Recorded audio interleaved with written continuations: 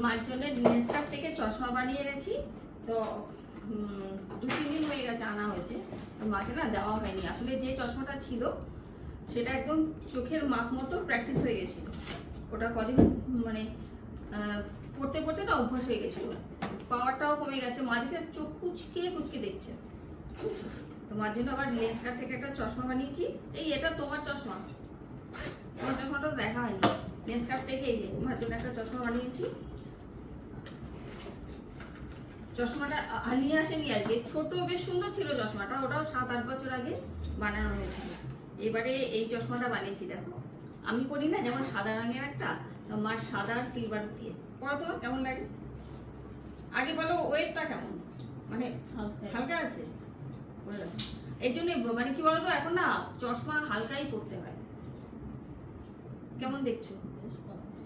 পাওয়ার আছে, মানে পরিষ্কার দেখতে পাচ্ছ?